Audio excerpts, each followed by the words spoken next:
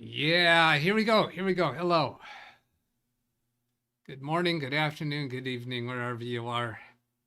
What I have up my sleeve today is to let my clients choose the topics, meaning I'll work off of my time slips. If we get to that, if you have questions in chat, then we'll go there first. Questions about issues you're having with your computers. DougBot said, "Hey, is this thing on?" Or let's see, stories that you've had with working with people on solving their computer issues.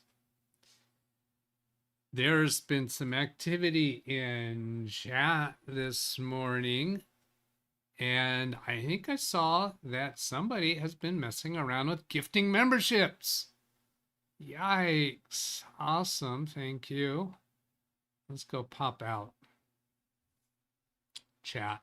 I do have confirmation of audio for SpeakerBot and for yours truly. Let's see right here. Tony Wallow. Yes, Tony. Thank you. Sent 10 gift memberships received by Ken Stout, Stephen Smith, Tasman Coins, Jenny B, Scott B, John Williams, Scott B. Wait a minute, two. Oh no, these are the four, just four right here. And I recognize all those names, I think. Jenny B, like to see Jenny around more often. Stephen Smith, like to see you and chat more often too. Yeah, and let's see. Ken Stouts. I thought, I know he's been a member in the past. I guess maybe he's tightened up his belt. No, this shows a 6. It shows that he's been a member for 6 months, and yet he received a gift membership. How does that happen? Well, Ken Stout and his crew have figured out memberships, I think, a whole lot better than I. We need to get into some Windows computer stuff. Hello, Alice, Tony, Scott, Ken. Jim. Hello. He's going to be late, still at lunch. Let's see, I'm trying to catch all the names there. Chevy, hello. Let's see, it appears to be that the message, take action now to keep your access to your channel, is actually legitimate, but currently bug notification from YouTube. Really? I would have thought anything that says action now, that's high suspect for a fake message. Let's see, Jenny, is the message real? I'm still suspecting that is fake. Let's go take a look and see what Gemini, get it from the horse's mouth. Well, I don't know. And the horse, the horse in this case, is it Gemini? Yeah, I guess so, because Chevy's a third-party reporter of it. So I'll come over here. You know what? I should check first and see if my clipboard history has stuff that I don't want to show. It does not. So Windows key V, get my clipboard history. And I'm going to put in that message and then a shift enter, and I'll put in the whoops, didn't do that right. It doesn't care if I don't need to go clean up the extra copy. But do I even need to say that this was a viewer on my YouTube show? No, I can ask Gemini this straight up. But I'm going to change it from fast to pro. Since I have the pro, it is going to take a little bit more time, but it goes out and takes a look at what's available on the internet and maybe some other stuff. I'm not sure what else the pro does as far as where it's looking or what it's doing when I select the pro persona version, whatever. That message is real. It's a real notification from YouTube, but it was sent out entirely by mistake due to a massive bug. And I think he says that tells us that in chat. If you saw this pop up and had a moment of panic, especially if you're full-grown adult with an account you've had for over a decade, you're definitely not alone. Here's exactly what's going on. I didn't know about this. The local law bug. between March 25th and March 27th, where you are 28th right now, a glitch in YouTube system misfired a regional compliance warning on a global scale. The system incorrectly flagged adult creators as underage, demanding they invite a parent to set up supervision to avoid losing channel access. Well, that message didn't sound like that. Let's see. It's take action in order to keep access to your channel. I didn't see anything in the message that he gave us about age questioning. Local law. The prompt was meant for specific regions, often citing Brazilian law requiring parental supervision for users under 16. But the bug caused it to target users all over the world, regardless of their actual age or location. Wow. What you need to do this now, right now. You have to do this right now. Do absolutely nothing, but do that right now, because urgency here. YouTube team has officially recognized this as a known issue and confirmed it was a false alarm. They stated this message was sent on an error. You can be disregarded at this time. We apologize for the confusion this may have caused. I'm going to do a little technical thing here, a little show what enhancement, so I can look this way and continue reading that message. This message was sent out, an error can be disregarded. We apologize for the confusion may have caused. You do not need to submit your ID. Change your birth date. Change your birth date? I'd like to change my birth date. I'd like to change my birth date to, well, 10 years later or 20 years later, if it actually changes the age of my body as well. If not, then maybe I'd rather change my birth date to 10 years earlier, because that means I look even better for a 78-year-old man. Or randomly assign a parent to your account to save your channel. YouTube is actively clearing the notification from affected accounts, and your channel is safe. Would you like me to look up any other recent YouTube updates or known issues? Well, that's kind of an interesting offer, but no, I will pass. You know, I'm feeling a little insecure right here. I think I need to go check and make sure I'm still streaming, because I am here just all alone. Yeah, that looks it. So I'll wave my hand and make sure that, yeah, I am actually still streaming. Yeah, there it is.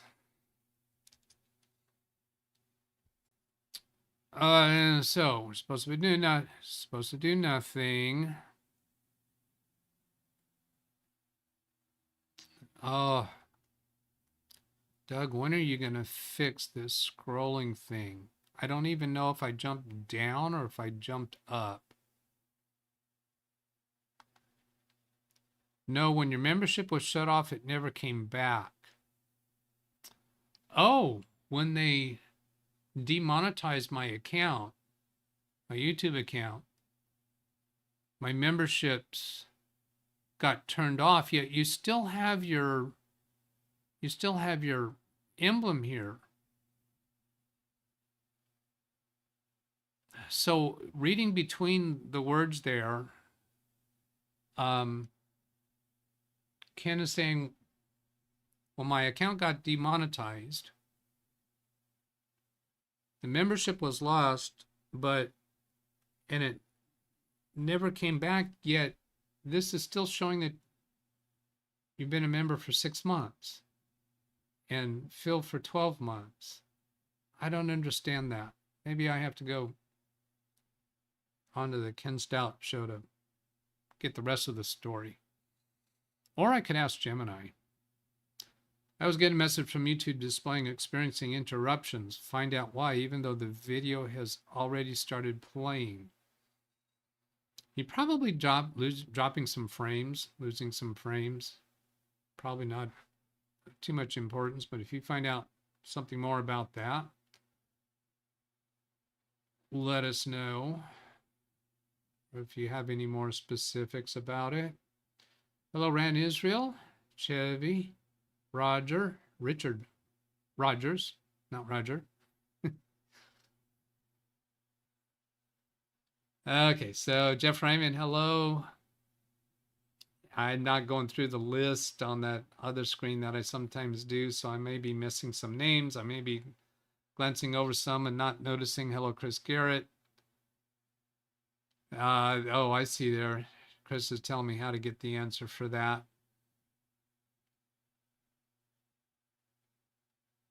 Yeah, so I'm thinking I'm gonna, when I get to it, I'm gonna ask my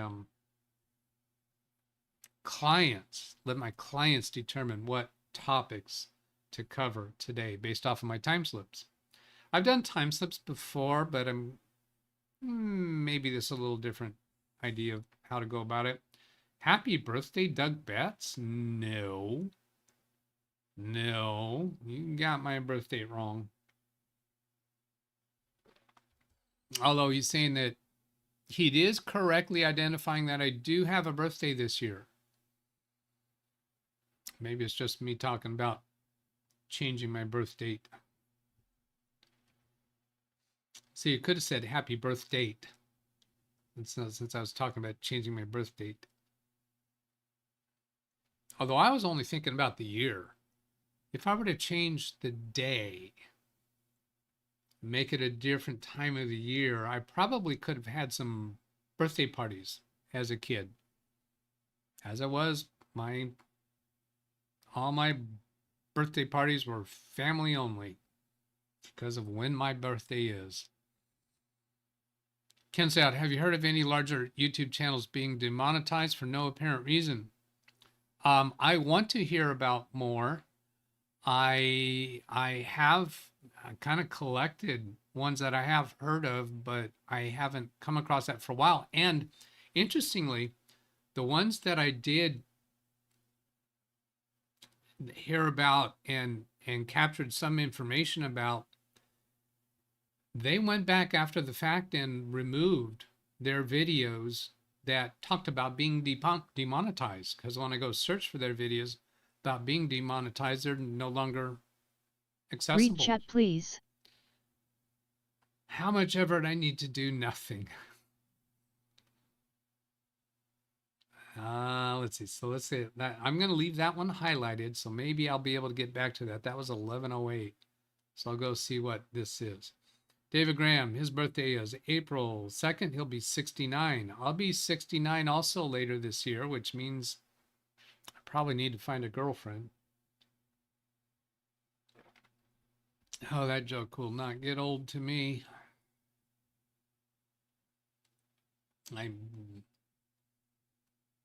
Some people I don't want to explain it to. I get that same message only on Facebook.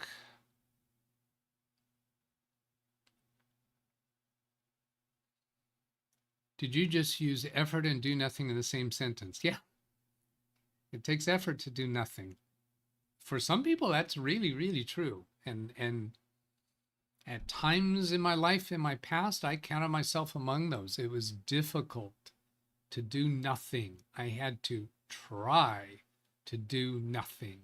If you really define what do nothing means, okay, somebody said, ask what I'm doing. Doing nothing. Really? Are you sitting on the couch? No. Well, are you standing? Yeah. Are you doing that? Are you standing? Well, that's something. That's not nothing. How are you going to do nothing? Good luck with that. What are you thinking about right now? Well, I'm thinking about answering your question. That's not nothing. Read chat, please. But you can't charge for it. You can't bill anybody for it. David, I have lots of friends who are even girls. Now, he has lots of friends Some are even girls. What do you have against odd girls? Why do you only make friends with even girls? You should give odd girls a chance.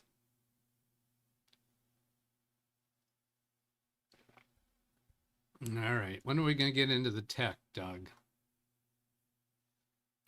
Astroman says, my 1-year-old Lenovo desktop. See, he didn't give me a read chat, please. I could have easily missed this. If you would have given me a read chat, please. I would ensure I wouldn't miss it, because I think this is a tech question. I haven't read the whole thing yet. My Read 1-year-old, chat, please. my 1-year-old Lenovo desktop 11 Pro 24H2 will not update to 25H2. All other updates are okay. 25H2 never offered. Suggestions? Yes, you have suggestions. Now, are you actually asking why won't it update? Or are you asking how can I get it updated? If you want to know how to, whoops, why do I look to be frozen there? What's going on? My image down there looks frozen. Let's see, I'm looking on Baby Beast. Baby Beast looks okay. But when I'm looking at this screen right in front of me, it's frozen. So I don't know what I'm pointing to. I better try to fix this. There, Escape did it. And I gotta get back to it. Here it is. Lenovo 1-year-old Lenovo Read chat, desktop, please. 11 Pro, not up. Yeah, so you could download the ISO file for 25H2 from Microsoft. If you just download the file and double click on the ISO file, that'll open it up as a mounted image, and you can run setup.exe from there, and that'll do an upgrade in place on your computer and bring it up to 25H2. Windows updates, sometimes there's flags out there, sometimes there might be something about your computer that Microsoft is not completely confident about, so it might not offer it to you. Now let's see, is it offering, or is it will not update to 25H2? So I'm deducing that it's offering 25H2 to you, but the update fails to complete. There's lots of reasons why that could be happening that are not of consequence. What I would do there to get it updated, if that's really what you want is what I described about downloading the ISO file, or just go to the Microsoft website for 25H2 and click through the prompts there to upgrade in place. I'm not sure how it's worded exactly right now. Another piece is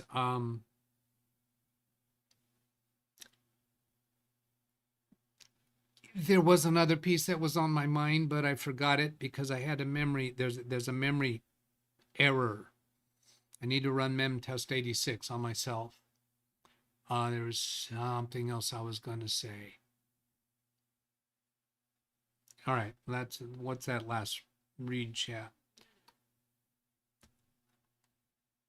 Yeah, Zivi Minor saying December is my birthday month. April is his. Yeah.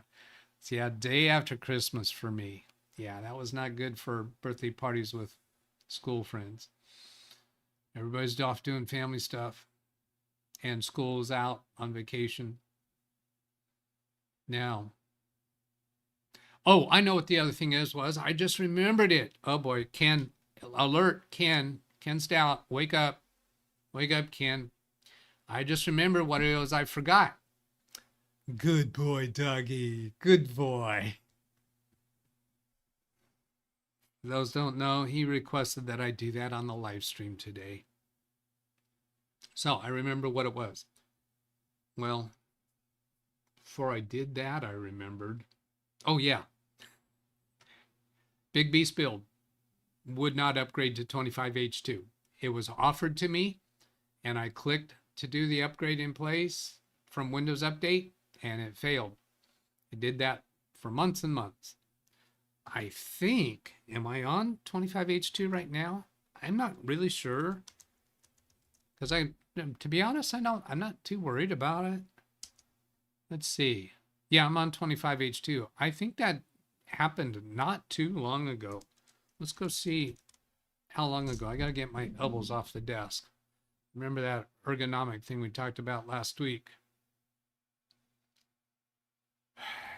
Windows update. I thought I asked for update settings. When did 25H2 install? I think it tells me that's, no, it tells me that, well, yeah, I should be able to get here an update history, I think. There, up here, February 21st. So that was just a little over a month ago. And the rest of you lucky people got it way before that.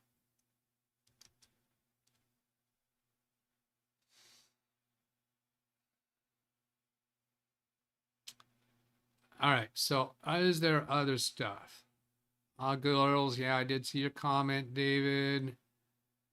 Ken Stout. Oh, I just fulfilled your request, Ken Stout. And yes, that proves that I did see it. Feels not boyfriend material, sticks to his strengths. Okay, let's not go down that further. It's on your end, you're not frozen. December, or in some parts of the world, it's pronounced December. Really? What part of the world is that? He got it. He says, Timmy will be happy. I guess Timmy was requesting something. Instead of the ISO, you can get the KB 505 4156 enablement package. Well, now that's interesting. I want to see what that shows up in the library, the update library. Now, can I remember the right URL for that? Like something like catalog.update.microsoft.com. Okay, there it is. Not the word library. I was about to put in library, but I don't want to oh, I could backspace over that and then paste the KB number. Oh, okay. That should shortcut it a little bit. Did not find that KB number. All right, well, let's go back and try it the other way. He says to Google this. An enablement package. Why wouldn't it show up with that search? KB 505 4156, right? 505 4156. That's weird that it wouldn't show up in the Microsoft Update catalog. I want to be sure. Read chat, please.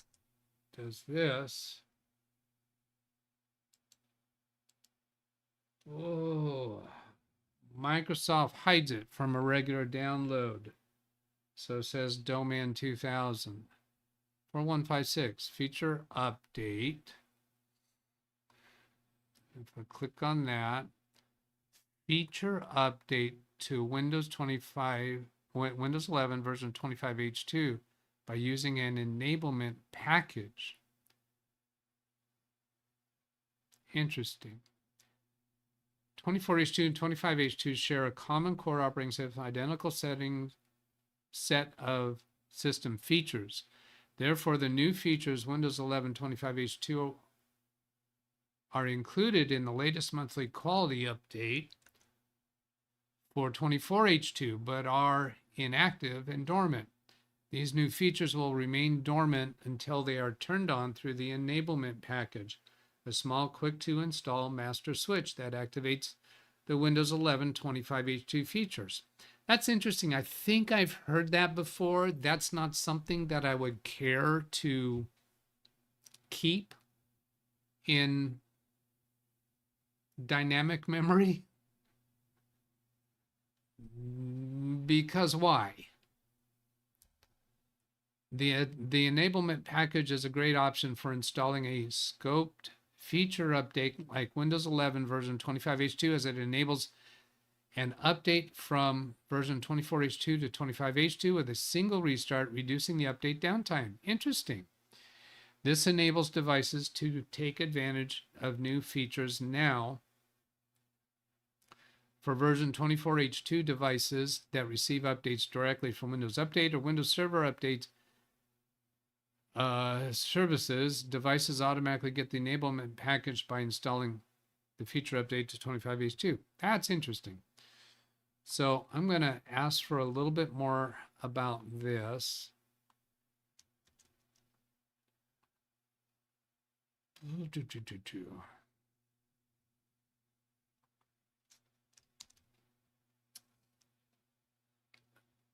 waiting. Can you give me some pro and con regarding using this procedure to go from 24H2 to 25H2? Shift Enter, just because I like doing this on a new line, not necessary at all. And I'm going to change this from fast to pro. I want to change that default to pro. I haven't looked into whether there's a way to do that or not. Maybe that 3-dot menu up in the top right. I'm a little reluctant to click on that while it's still processing this, because sometimes I find things that I do that stop it from responding. And I need to be sure it's finished with its response. Now, the 3-dot menu. Nope, just pin and rename. Your 3-dot menu might be different than mine, and your options down here on this drop down menu down here might be different than mine, because I do have a paid version. Using an enablement package is Microsoft's preferred method for delivering scoped. Scoped? Scoped. It's got to be scoped. Scoped? Scoped. Not sure what it means. Feature updates when two versions of Windows share the same core code base. So when you upgrade to Windows 25H2 from within Windows Update itself, is that just doing an enablement package? Maybe it's going to tell us. Maybe some of you know that. I don't care too much. Based on the text you provided and how Microsoft handles this upgrade mechanism, here's a breakdown of the pros and cons using an enablement package to move from 24H2 to 25H2. Carrie Holzman's here. Hi, Carrie. And that last read chat, I'm looking over, Rand says yes, is through Windows Update. That is what is happening, is it's just enabling the features. Curious why Big Beast had such a hard time doing that then. Although something in there said you had to have a certain 24H2 update before that would work. So maybe I didn't have the 24H2 cumulative update that provided for that. I don't know. Based on the text you provided, here is breakdown the pros and cons using enablement. The pros, extremely fast installation because the actual new features have already been downloaded quietly in the background via standard monthly updates. So you have to have all the monthly updates, which Big Beast always had. The enablement package itself is essentially just a tiny master switch. Takes only seconds to install. Minimal downtime, unlike a traditional full operating system upgrade that requires multiple reboots and long working on update screens.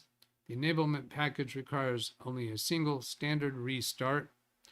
Lower risk of failure. Full operating system upgrades like going from Windows 10 to Windows 11 or 23H2 to 24H2 carry a higher risk of software conflicts, driver issues, or installation rollbacks because the enablement package just turns on features already sitting in your system. Fail rate is drastically lower.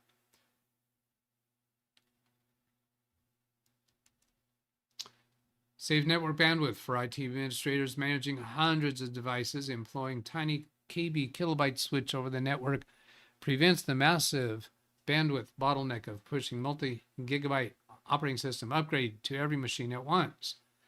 The cons, caveats, why you would not want to do this.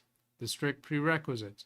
You cannot use the enablement package if your system is severely outdated. These computers, I mentioned last week about the B-Link computers, and I think other computers, when you do maybe like a fresh install of Windows 11, if it doesn't have the most recent cumulative updates, it takes a long time to do those updates. And I recently did one on a i5. Took a long time to run. And interestingly, different than the B-Link experience that I showed, I think I showed it on stream, or maybe just talked about it during the show with Carrie. And if you're not aware of that, on Carrie Holzman's channel, well, my channel too, we did a collaboration video live stream Thursday of last week. But the thing that I was mentioning is how the CPU processor was pegged during Windows updates after a fresh install or unboxing a B-Link computer. But on this i5 computer, the processor was not pegged, the memory was not pegged, the disk was not pegged. Their numbers were all very reasonable, but it still took a very long time. I think I did record that, but I don't have it queued up ready to show you. I didn't go back and look how long it took, but it seemed very, very slow. And I'm wondering, I mentioned when Carrie and I were talking about it, I think is when I mentioned this, that I'm very curious to watch hardware info, to watch the individual threads. When using a processor that has many cores and threads, and it's running those first updates after doing a fresh install, are there individual threads that are tapped out, that are capped out? Because your CPU utilization in Task Manager is not going to show that there are individual threads that are at 100%, because Task Manager is only going to be showing you the overall processor amongst all of its cores and threads. How utilized is it? Well, those individual threads, if those updates are running in those individual threads and it can't split that out into other threads, then that can be the explanation why it takes so long, even though the CPU is not tapped out at 100%. All right, so cons and caveats. Just a theory. Yes, affirmative. Let's see, maybe somebody's already answering that. Rand Israel says you can switch Read chat, please. You can switch to per logical CPU view in Task Manager. I didn't know that. All right, let's go take a quick look at that. Now I want to come back to this cons and caveats. I'll highlight that. And then I'm going to use Control-Shift-Escape to get to Task Manager.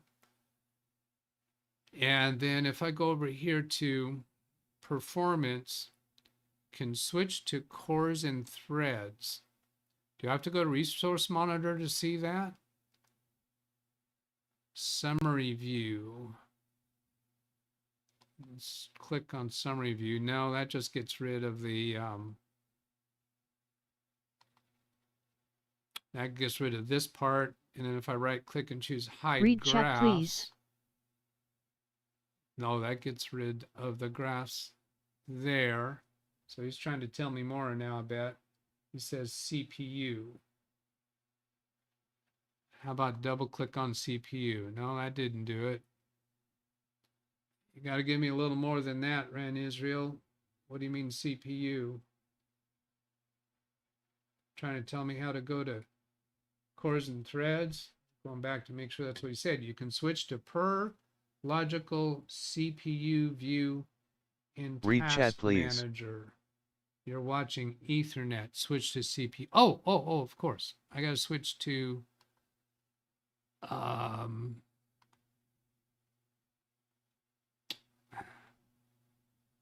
on CPU. No, what do you mean I need to switch to CPU? I'm on CPU. Here's memory. Here's disk. I'm on CPU. Read chat please.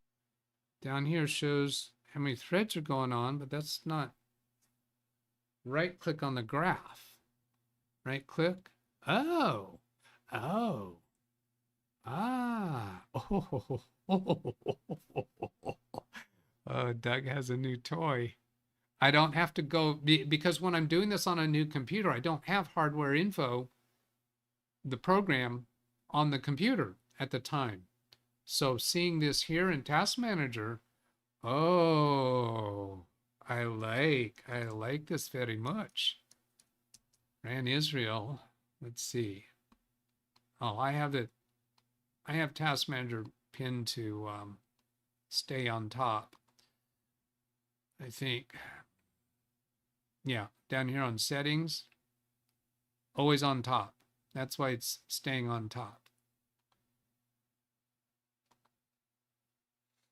I can minimize it intentionally, otherwise it will stay on top. Rand says, oh no, here come the points. Yeah, you got that right. And got to get the mouse on the right screen. Oh, that's a really good one, Rand. I like that one a lot. Can I do it this way? Yeah, I can. Yeah, I like that. Hello, Jim is back from lunch. He's DVR 2-speed, double speed. Sweet. Next time I'm doing those updates on a multi-core, multi-thread processor, I'm going to be looking at that. Read chat please. These are... Now this computer has a bunch of cores and it has more threads than that. So I think what we're seeing here is logical processors. So the cores, not the threads. Each of these cores may have what? 2 threads? I think it is. Memory. No, that's not. Can we break down deeper into threads? I'm a little bit weak on that. Rand says, YPE, whatever. Ah. Yeah. That looks like forgot GPT. YPI. Maybe he got it from GPT. I don't know. Read chat please. What did that mean? You're viewing logical processors, threads plus cores. Yeah. So each of these cores could have multiple threads. So with this core right here, that looks pretty busy. If I were to go look at the individual threads for that core, it could be that one of those threads is capped out and the other thread is not so much. And that's why it doesn't look like this core is completely tapped out. So that's where it would still be useful to be using HWinfo 3264, whatever that thing's Read called. chat please. Rand says these are not 36 cores, these are 36 logical processors. So he says this is the threads. Let's see, there's 3 wide or 6 wide by 6 36. Okay, so let's go look. Read chat please. Yeah, here says let's see, what was that last read chat? 1137. Yes, I saw that. There's a little time delay between when he hears me speak and when he sends a chat message. So he didn't realize that I already saw that. Is that the number of threads I have here?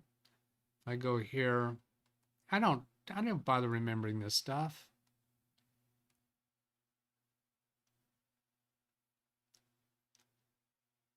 I thought this told me somewhere in here cores and threads, doesn't it? I9.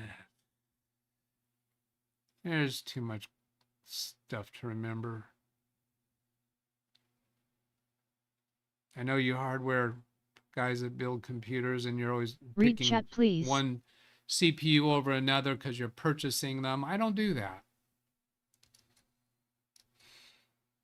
It doesn't pay for my work to do that. is the correct, oh, it's a correction in typo.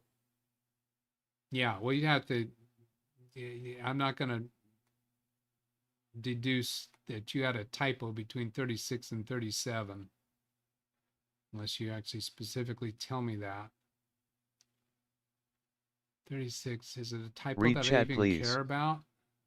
Oh, geez. Where do I find it? Oh, this typo. So he fixed that typo. Looking. Kind of ran. You forgot add points. You forgot add points. You forgot points. Oh, this is the typo correction for that. Oh, I would not, if you didn't tell me that this was a typo correction, I would not, even if I read those two specifically, I would not have realized that. So this was supposed, is a typo where he intended to type, you forgot add points. Oh, well, I pushed the button that's supposed to do that automatically for me.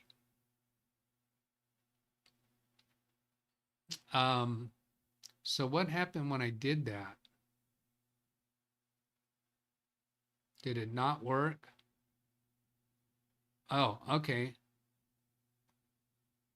Oh, no, I did. I forgot to hit the button, I'll bet you. If I paste that over here and hit the button, supposed to this button, and it's supposed to do the add points.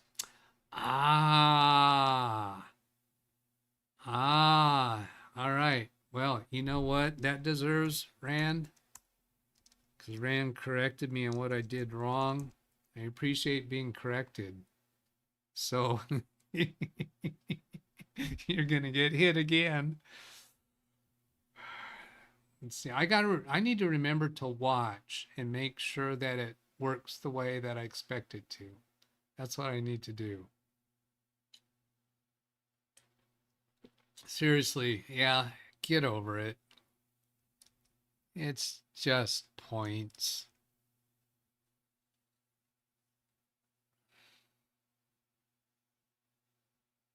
Yeah, he gave me a new toy. So these are the individual threads. So I don't have to go do hardware info 3460, whatever. Logical processors. So how about MS Info?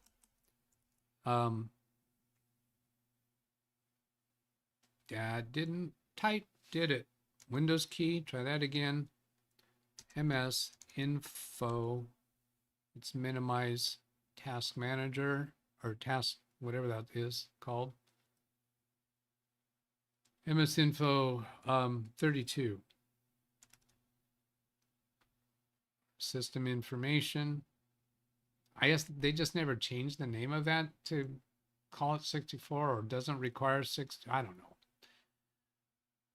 This is good. Show me my cores and CPUs. I know I can get it with like CPU Z, but I like so much seeing things from native Windows. Read chat, please.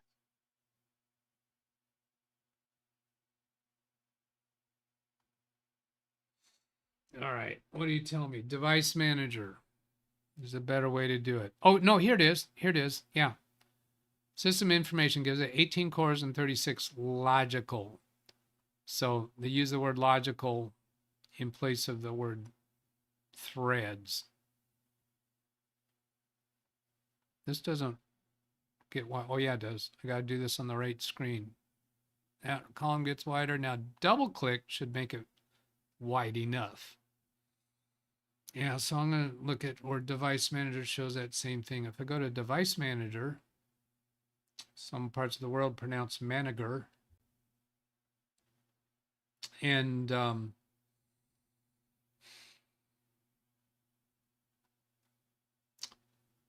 system devices, like, well, this isn't,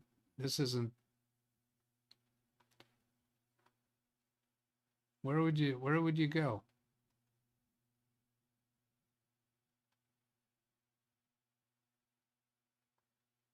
Yeah. Read chat please. See, I'd have to figure out Read chat please. processors. Yeah, like I ever go into processors. Oh, yeah, just go into device manager and count them. Because that's easier than going to MS Info where you have to read this text right here. Just go into device manager and count them. So much easier. Not. 1, 2, 3, 4. 1, 2, 3, 4, 6, 8, 12. Read 13. chat please. I do that with my daughter and my grandson all the time. When they're trying to count something. John says, thanks you, Doug, for what?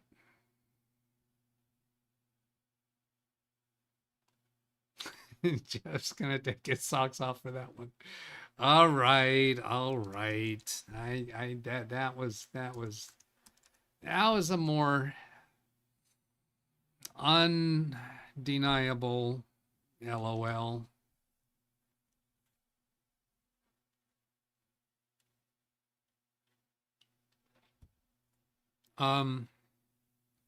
Well, 45 minutes into the show. Okay, I'm going to try moving on. Notice I said I'm going to try moving on to my timesheets. I'm starting to get a little wigged out about that thing speaking up during the show. Last week it spoke up during the after show. Yes, Ken Soud, I have my points set up on the Stream Deck.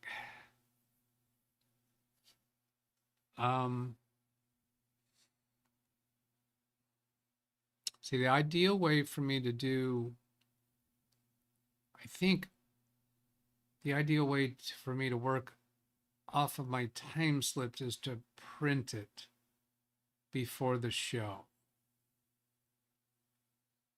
And since really what I want this show to do, what I've wanted this channel for all along is to be something that IT support technicians, particularly earning a living at it, could become addicted to watching this show, that I could be providing useful content to people who are in that environment. Now, we have a lot of people watching the show that are not in that environment. That's okay. But my intent is chat, that please. people like me, this is the kind of, I want this to be the kind of show that would have been really helpful for me. Not Read only chat, in the please. past, but currently, to see and hear what other people are going through in their actual work for their clients. Let's see, Sam Lazard. Oh, okay. Well, I see Sam Lazard. Maybe he's coming up with an actual question. Greg says he had 2 questions earlier. You've got to give me a read chat when you ask your questions. You cannot count on me catching them. Could you please go back, triple click on your question, Control C, copy it, go paste it with an exclamation mark C. You cannot count on me catching your questions in all of the clutter. It's just, I have to spend too much time going through stuff that is not on point. Yeah, no, that's not an exclamation mark C. Now I've got to go back and find them, and I've got to waste everybody's time by watching me trying to go find them. No, I got to refuse it. No, go triple click on them, do a new chat, exclamation mark C, and then paste. It's easier for you to do it than for me to do it, and I'm not wasting everybody else's time by making me go through and try to find it.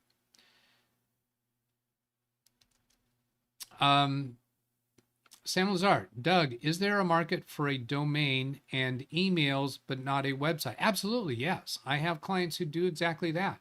As a matter of fact, I'm doing that right now. I have my own domain name, and I technically have a website, but I'm not doing anything with it. Professional email, but no website. Absolutely, yes. I want to Read expand chat, my please. business. Absolutely, yes. Now, is there a market for it? He wants to expand his business. Now, what does that mean? Does that mean you want, and this is a perfect kind of question that I want to be doing on this show, because other people who are earning a living at providing IT support, especially to small businesses, this is something they'd be interested in. You want to expand your business by trying to advertise to people that you'll help them create a domain without a website? You want Read to chat, please. advertise for that? Or you want to actually just do that work? But absolutely, I have set up custom domains just for the purpose of email without having a website. The Law 40 office that I've talked to you many times about, their email domain is not the same as their website where they promote Read their chat, business. They're on different domain names. Wow, I got a lot of rechats going on now. I guess maybe it's Greg pasting his questions. So let's make sure I've dealt with this. Is there a market? Yeah. Want to expand your business? Maybe you'll give me a little bit more about what you have in mind Read chat, for please. doing with that. You want to know how to create custom domains with for the purpose of emails without a website, or something else. Now, it would be useful for me to have an idea of what those new read chats are.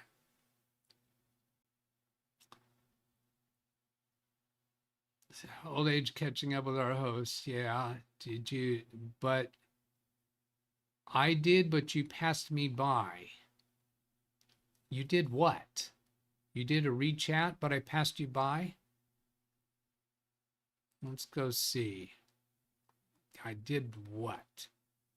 So let's go to channel activity to see what else he said. For John Williams. Thank you, Doug. Yeah, see, that's a waste of time, frankly. I appreciate the thought, but for me to take the time, show time, everybody else who might be watching this now or later, to read your thank you statement, and then another one that has nothing there, I might have seen that and just chose to not acknowledge it. Device manager, maybe that's what he's saying. We did get to device manager. Somebody else got me to that.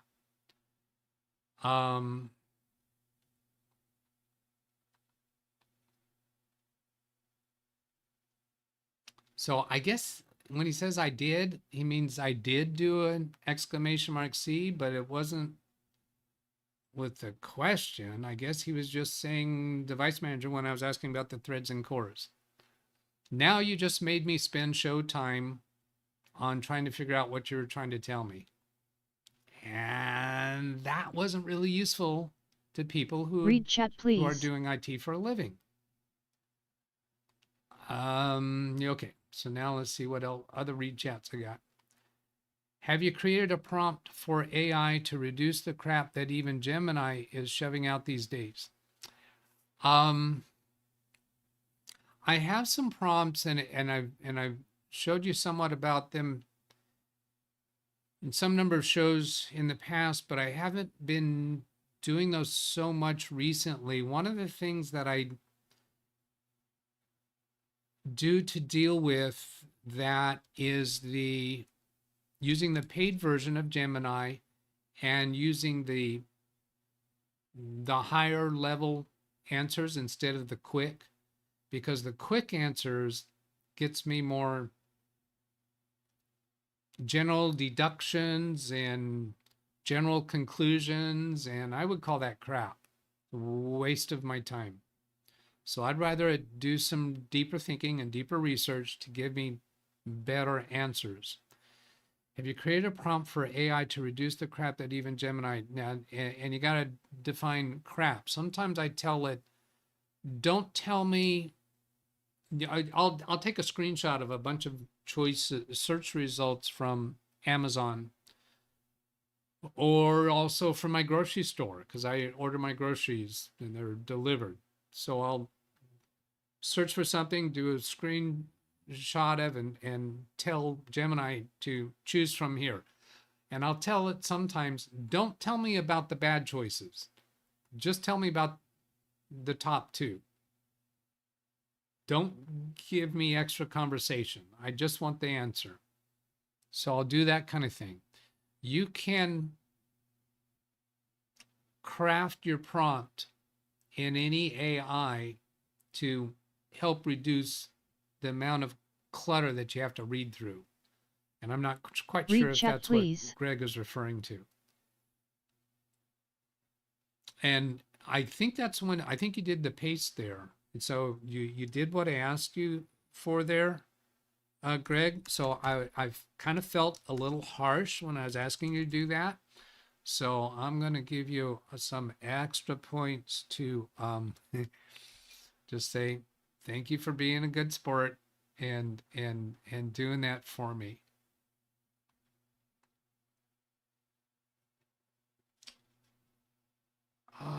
Let's see what now I've got to take these read chats in order. Sam Lazar, I do not do websites besides my own, but doing. Okay, that's a good point. I do not want to get into the website designing business. I've done a little bit with editing existing websites when a client loses their website editor, just a little bit, but I don't want to get much into that. And even I don't like editing my own website because a lot of times I find the tools and the techniques, they don't work the way you would intuitively expect them to. So then when you go do some searches, or now AI could help with that. When I was trying to do website stuff, AI didn't exist back then. I mean, we still rode around in horse and buggies back then. So I do not do websites besides my own, but do emails. So he was talking about expanding his business. I'm not quite, I guess maybe advertising, like maybe if you send out invoices to existing clients by email, or even if you mail them out, you could have a cover page just making mention of other services that you offer. And for your clients who don't have custom domain emails, just maybe give them a little blurb about what that experience is like and how inexpensive it is. And they might take you up on it. I have some clients who use one email for everybody in the office. They don't even each have their individual emails, and it's an email like at AOL.com. Seriously, I have one client who has at AOL.com one Read address chat, please. for the whole office. I could make that offer suggestion to them, but I haven't gone down that road. Okay, so I was tempted to go see what that last read chat, please is. I'm kind of feeling like I need to take them in order. Are you using remote PC for unattended support or their help desk product for on-demand support? I set up remote PC for my clients to use for connecting remotely to their own computers. I rarely use it to connect to their computers. I use LogMe and Rescue, the most expensive product available for supporting my clients. Hey, Doug, why do you use the most expensive product available to provide remote support to your clients? I guess it's the sunk cost argument. I have so many clients on that right now.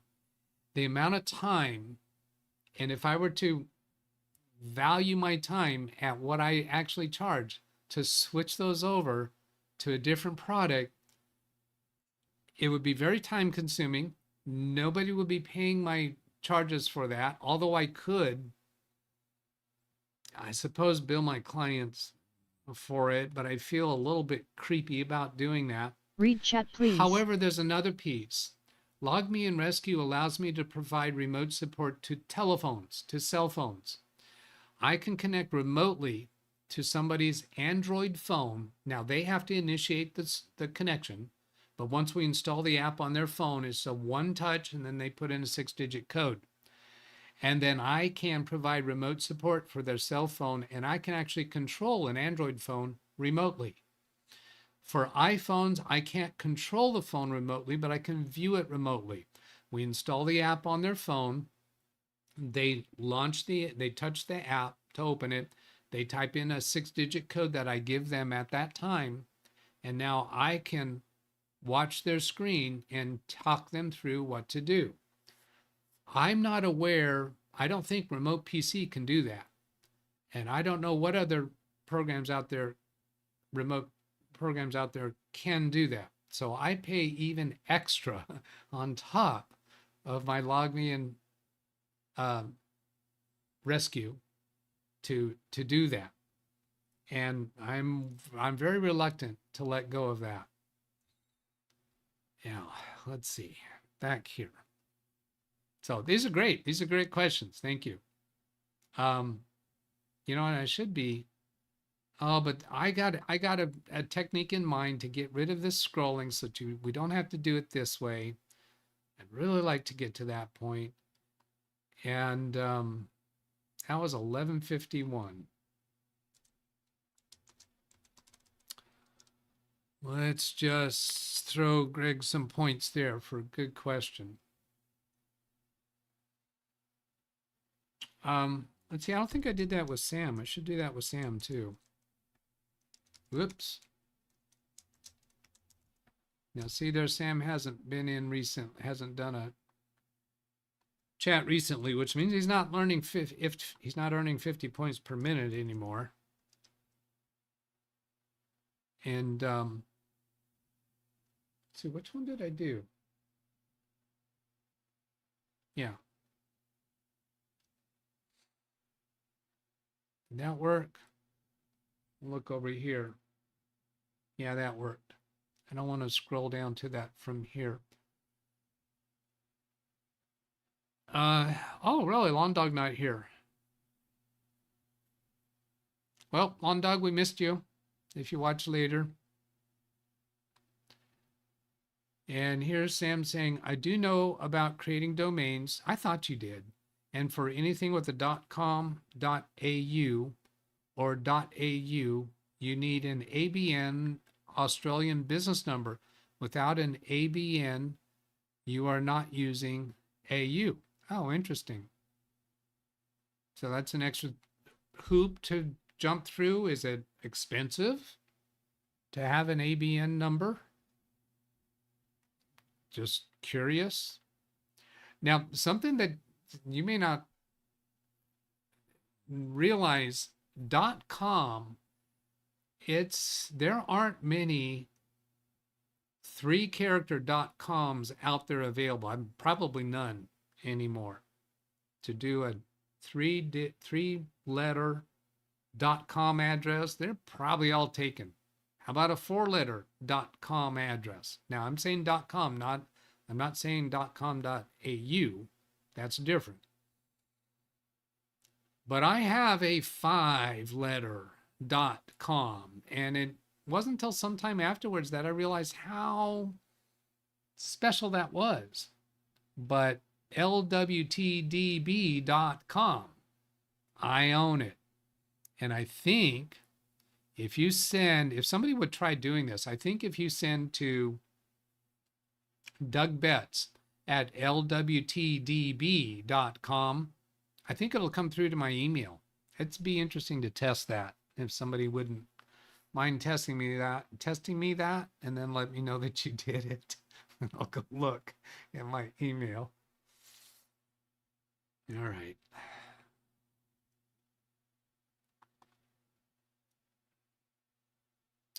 Now, I'm not reading through all these messages. I'm looking for the exclamation mark C's. Greg M. Gemini keep repeating the same information even though I ask it a specific question. Then it gave me a URL that resulted in a 404. Yeah, a lot of times I found this, that URLs that are provided by Gemini are often not valid kept repeating the same information even though I asked it a specific question. Yeah, that's pretty generic. I haven't had that. I don't feel like I've had that problem. Now, if you're in the same chat, you ask a question and you're not satisfied with the answer, then tell it that. I don't like that answer. Please go deeper, or consider this different, or what about such and such? Treat it like a conversation with a person. If you think that was BS, if you think that was just a generic conclusion, I have done exactly that. I said, your answer sounds like a generic deduction or a guess. I want you to dig deeper and go do some real research on it. Yes, say it that specifically. Read Chew it chat, out. please. Chew out, Gemini. You can do that. It's okay. You're not going to hurt its feelings. It's not going to quit. It's not going to threaten to quit. It's not going to complain about you to the other AIs around the water cooler. You can be very specific and tell it, no, you're not giving me a good enough answer. I don't buy that. Now, let's get auto scroll here. Looking for exclamation mark C's. I am not reading the messages that go across here. So don't get annoyed with me if I skip your message. If you don't do the exclamation mark C, then I'm not reading it these days. The doing the at LWTDB is not good enough because too many people do that for saying, hi, Doug. Sorry, no, that's not going to help other IT support pros that are watching my shows for me to take the time to go find those and go through the ones that are not really productive for the purpose of the channel. Seldon Ball says AI companies are proud of the website designs and their code generators can produce, except that those designs are so obvious that many people promptly ignore those sites. Yeah, that's a fair point.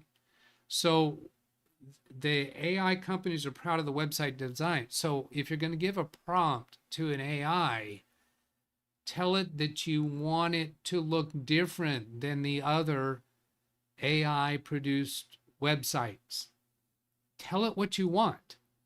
Don't just ask it to create a website for such and such. Create a website for such and such, but I don't want it to look like all the other AI produced websites, and maybe give it some specific features that you want it to include.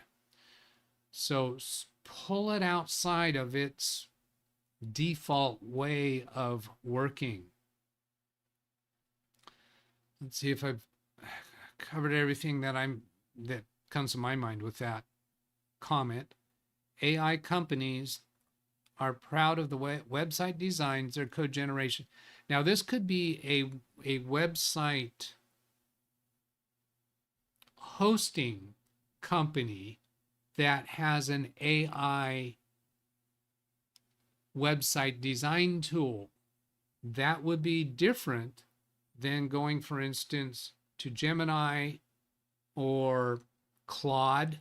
Claude is more, as I understand, more capable for coding. Websites are coding. So asking Claude to create website code for you might get you better product than going to what are the website Bluehost, I think is one of them, or what's that one I have? I don't even remember its name. I don't go there often enough. But if you go to actually a website host and use their AI site creation tools, that's probably going to look pretty similar. Don't go there. I mean, you could even use Gemini, I think, It may not have as much sophistication in that area. I don't know. Maybe it does.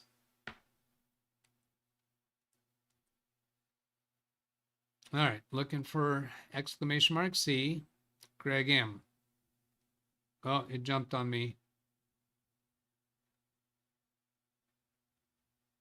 And see, when it jumped on me, I didn't know where I was at date-wise or time-wise. Oh, I'm going to take that off screen to go find it.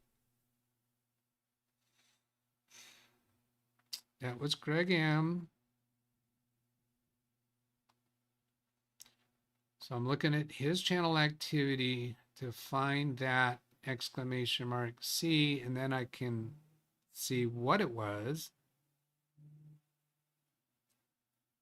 All right, so there it is. It was about an Acronis question.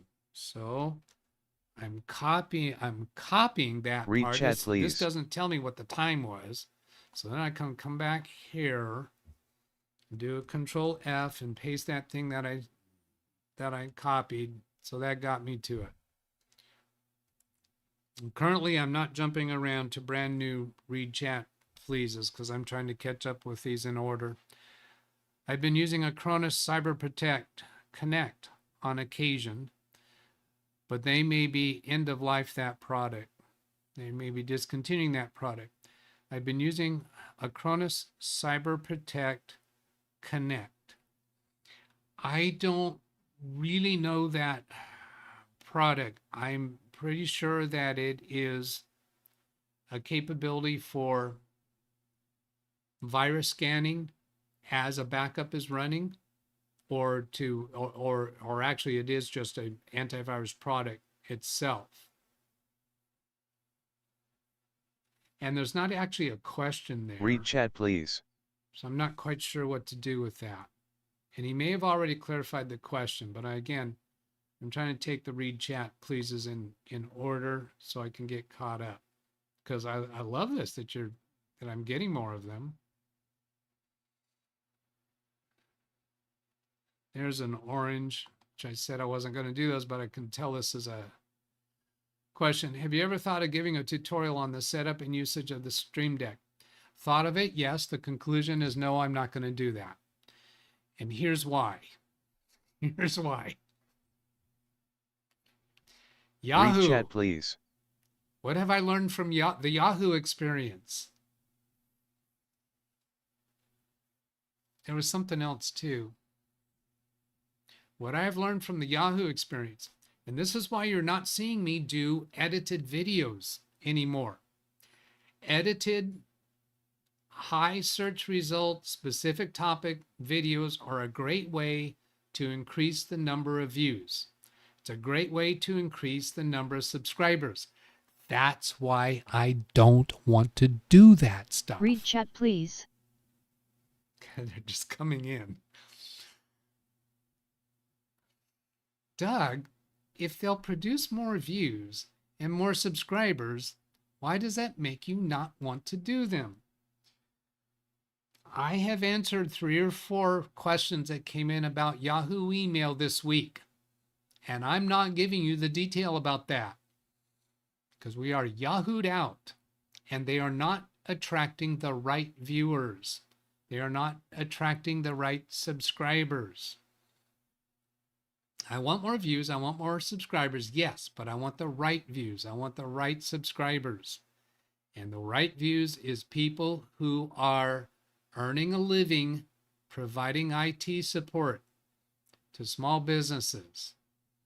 Now, anything outside of that is fine. Welcome. If you find value in what I do, great. If I make tutorial videos about Stream Deck, what do you think is going to happen? I'm going to get people asking me questions, assuming that I'm an expert about Stream Deck, and I'm not. I don't want to be. So yeah, I could.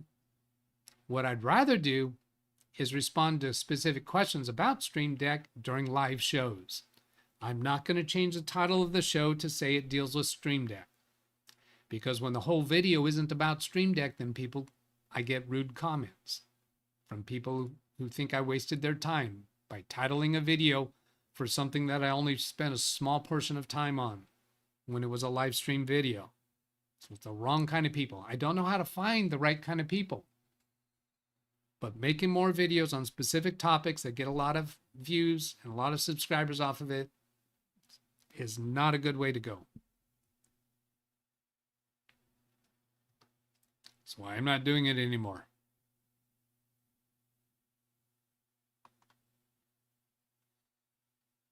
For specific questions, hey Doug, how do you do such and such on your stream deck? I'm happy to show that during a live stream.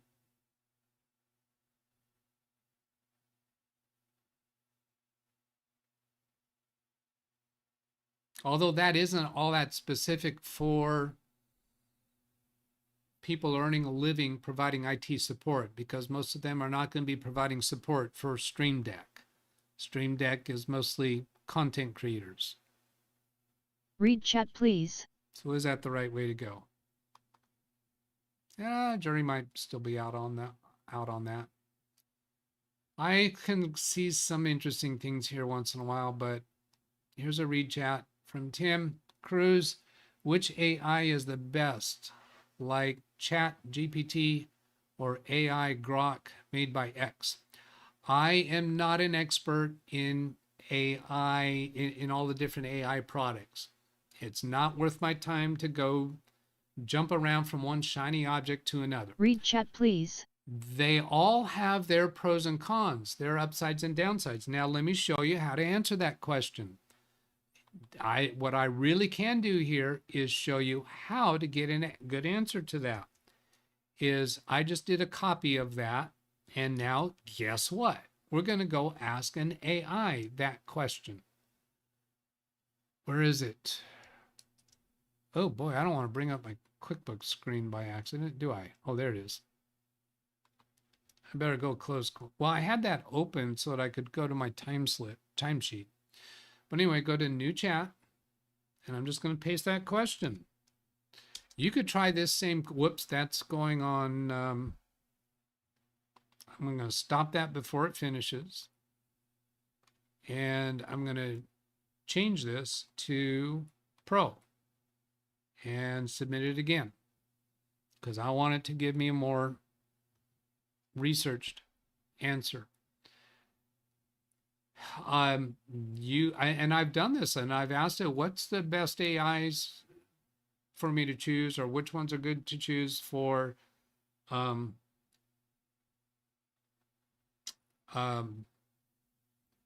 coding in various different languages. So here's some comparisons there, right? You should not ask DougBetts or any other technician what's the best AI to use. You should let the AIs answer that question, because they're going to go out there on the internet and do deeper research and get a more unbiased opinion about it. When I say unbiased, I mean that I have had Gemini tell me that it's not the best choice for certain things. Okay, so let's go here and ask this a little bit further. How does Gemini eyes, right? Yeah. Compare. And now I think we'll get a chart that includes Gemini. I don't think it included itself up here, right? It just did Chat GPT and Grok, because that's what we asked for. So now if we ask for it to compare with Gemini, then you're going to find that. You could also ask for comparison with Copilot or with Claude or whatever the other names are. Yeah, but I don't want to get people asking questions, the general public. I forgot to put my phone on Do Not Disturb. Oh, no, I'll let it ring. See, if I turn the ringer off, or if I put on Do Not Disturb, then I forget to take that off after the show. All right, so there it gives those three, and I'm not going to go through them. That's for you to go through, because I got to get caught up on my read chat pleases. Oh, there's Lawn Dog. Yeah, there I had my mouse on the wrong one. So I'm trying to catch up with the exclamation mark C's. This is awesome. Now there did that jump again. See, it jumped down through quite a long distance. All right, I'm going to see what that client's got going on.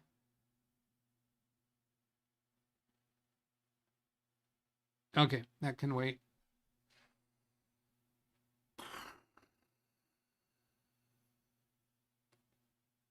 Oh, where was I? I'm going to take that off screen while I try to figure out where I was at.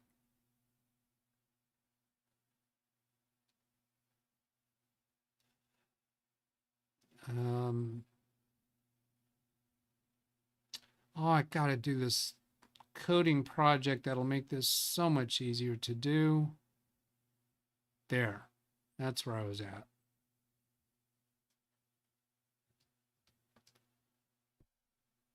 All right.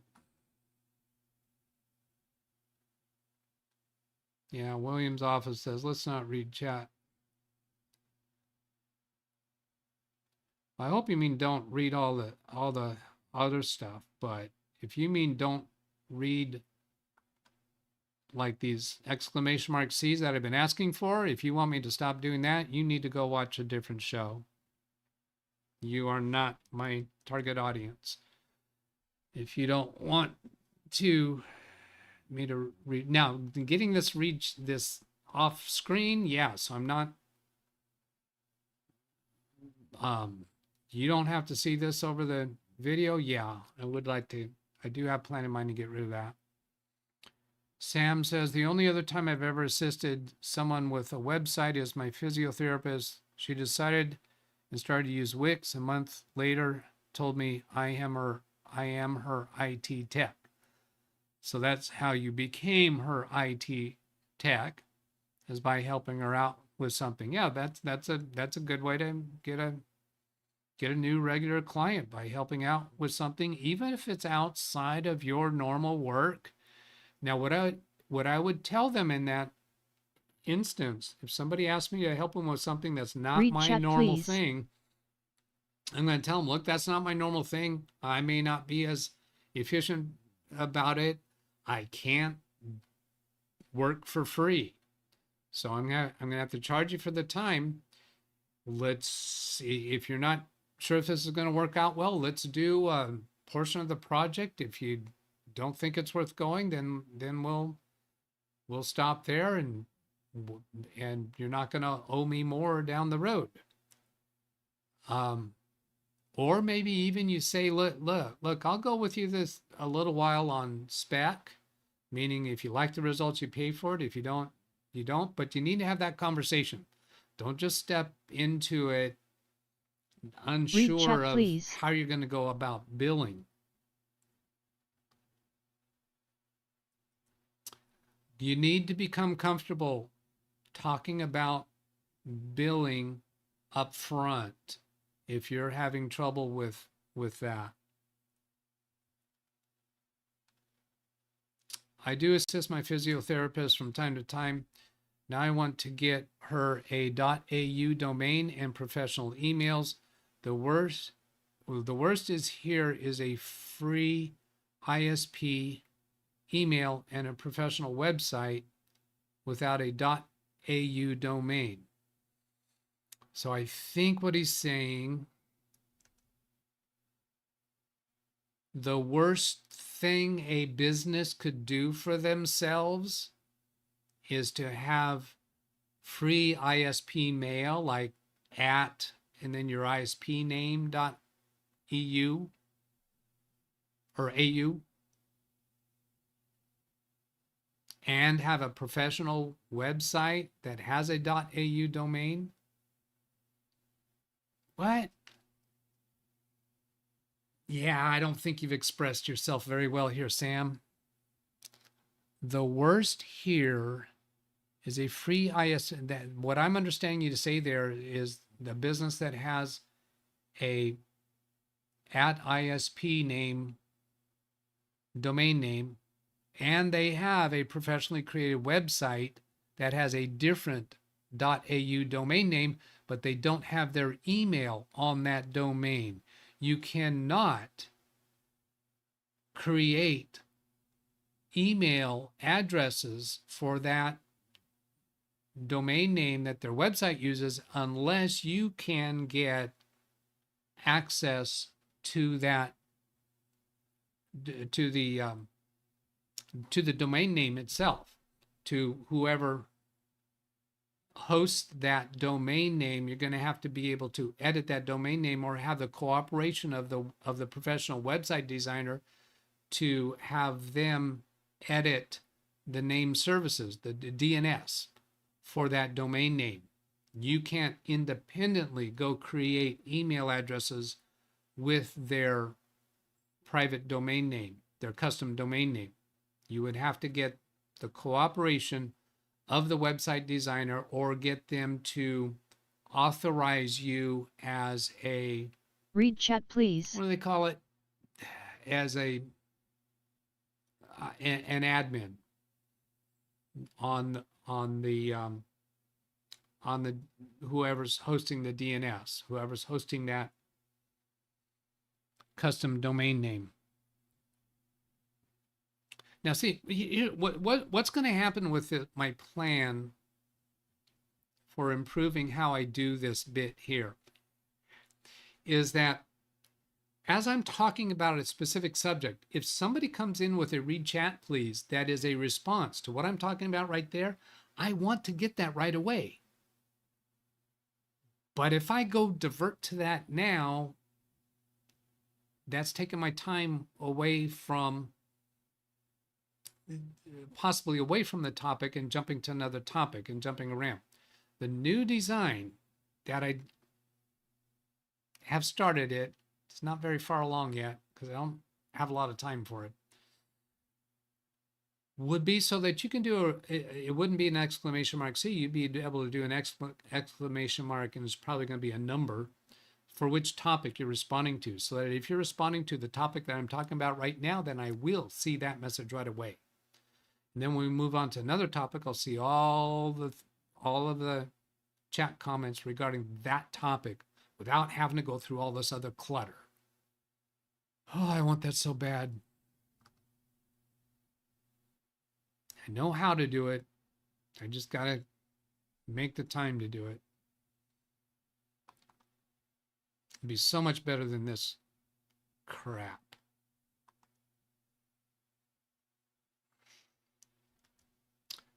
Greg M. Acronis Cyber Protect Connect is remote support software to allow tech to provide support to people. Oh, okay. Cyber Protect. Oh, okay. So I was focusing on the word protect as their antivirus product, because they have an antivirus product too, I'm sure. Connect is for the remote support. Ah, I get it. I get it. Now I got to go see what you said previously about that. So I'm going to go look at in your comments. Let's see, go back to your previous exclamation mark C, been using it on occasion, but they might be end of life. See, that's another reason why I don't want to jump ship from Log Me and Rescue.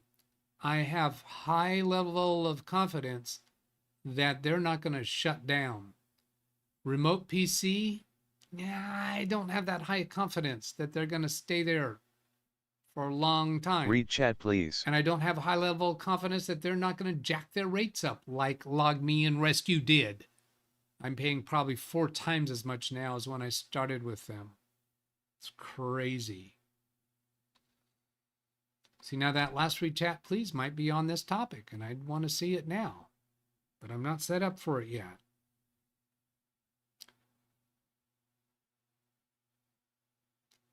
Sam Lazar, big fan of Zoho for emails.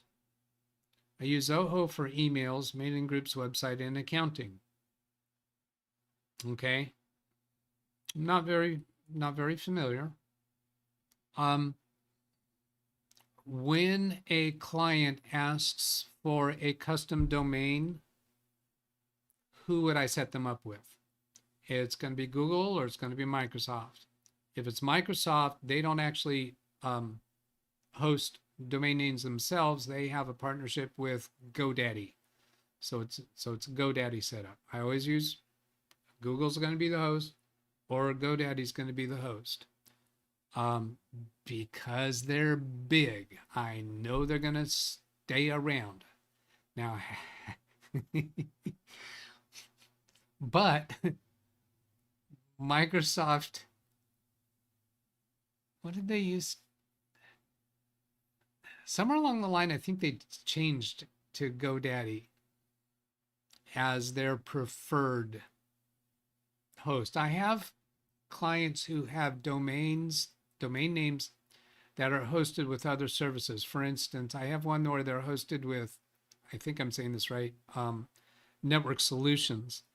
And I moved that domain, I moved their email service over to be hosted by Microsoft, because their Microsoft 365 is at Microsoft, so their emails are hosted there now, but their domain name is still managed through Network Solutions. Now I could move the domain name over to GoDaddy, but when back then the GoDaddy Microsoft partnership was kind of new. When I moved my clients' emails over to Microsoft, because I also moved their server, their file server, I moved to Microsoft SharePoint. But I chose not to deal with moving the domain name at that time. Part of that was just because I didn't want to add more complexity to the move that we were making at the time. Since the move of their domain host was going to be not to Microsoft, but to GoDaddy, that was just too much different of a element for my comfort level at the time. I don't like Network Solutions. Network Solutions was the first, the original. That's where my DougBetts.com originally started. And back in the day, if you wanted a custom domain name, you had to do it through Network Solutions. I don't think there was any other provider back, if you go back far enough in history. I think they were the first. If somebody wants to say I'm wrong about that, I'll go research it more, but I believe that was the truth of it. At least I thought that at the time and still think that.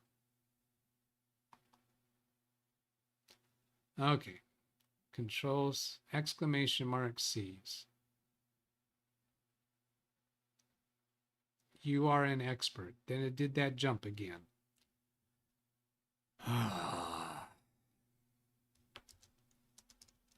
I'm just going to, yeah, this time I was able to just search for that text because I saw it. You are an expert on your own Stream Deck, not everyone else's. That's right. Am I though? Am I? Every time I restart my computer and do anything with Stream Deck, I think if I do it, let me see. If I try to open Stream Deck here, I think I'm going to get a prompt for an update. No, I'm not seeing it. Maybe it's on restart. See, I have two Stream Decks currently that I'm using. I have the small one and the big one. But a few months ago, yeah,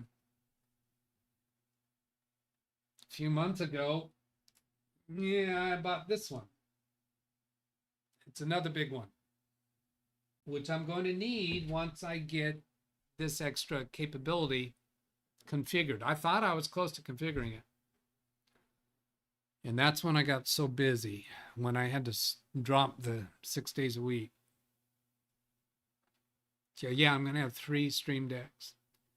But anyway, it keeps offering this update and it fails to install.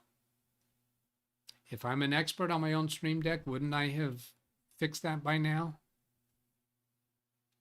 Yeah, Lundog. I know it's not an exclamation mark C, but AOL and Yahoo, yeah, and just, oh, jeez. Oh, and AOL, man. See, you know about the Yahoo Mail struggles because people send questions in. Please stop asking me about Yahoo. I guess I should stop answering. Even if I stop, what I should do is, if I want to stop those Yahoo questions from coming in, I need to take those videos down. But it's hard to do that because they're still my highest producing videos. Attracting people that don't become regular watchers of this channel. Or they might subscribe and then they don't watch regular because most of what I do, they're not interested in. But AOL, I did a, wait a minute, AOL? No, I'm sorry, Facebook. I did a lot of stuff with Facebook. That now I kind of am a little bit of an expert about Facebook security settings. I'm not going to do a video about that because it's going to attract more questions about Facebook from people who only care about answers for Facebook. It's not going to be the right audience. CompuServe, yay. Lycos, yay. This isn't an exclamation mark C. I should be passing it over. Here I go again. Have you ever considered doing an Ask Me Anything type thing or nothing there either? The problem with that doesn't really have any potential of attracting more of the people that I want to attract. Would that, somebody who's browsing through their video feeds, and they get offered an Ask Me Anything for DougBetts, is that going to attract people who are making a living at providing support for Windows computer for small businesses? What that's going to do, for the most part, it's a warm fuzzy thing for regular viewers and doesn't really attract the right kind of new viewers. So, you know, you want to ask me what my hobbies are, or ask me about my family, or what things I did growing up. That's what an Ask Me Anything is. I don't see that being on point for what I need to be doing on this channel. John Downey's got an exclamation mark C. Do you have anything like intrusion detectors deployed on any of your customer networks? I know large organizations have these types of systems. That's a really good question, John. Oops, you haven't done anything in the last 5 minutes, apparently. So I got to copy your name. My new buttons will fix this. That's a good question. So we'll give you some points on that. I have not installed specific intrusion detectors. However, one of my clients not too long ago, and I told you about this when it was happening. What did I do there? Did the wrong keys. Their MSP providing their IP phone service messed up big time. Their firewall expired, went out of support, out of service, out of end of life. And the MSP was unable to get a replacement for it in reasonable time. So they suggested that I buy one and take over that. And so I did. So in purchasing that, it was a Unify device, firewall. It has intrusion detection. And there's an app on my cell phone. When I'm in their office, it automatically notifies me of things. And so I can go in and look at the notifications there. I don't do it. I'm not doing it because we have a pretty tight configuration already in place. And they're not a high value target. I have been thinking that I want to do more with that, to learn more about it, but we're not having problems. So because of that, I haven't spent their money. Read chat, please. I mean, doing more in that area. Yeah, large organizations are really big about that. And I have a client who has had some breaches recently. They've had some email accounts taken over, and I've told you about those too. And I've spent substantial amount of time tightening up their security. They're one of those offices that has not taken my recommendations in the past, and now they're feeling a lot of pain from it.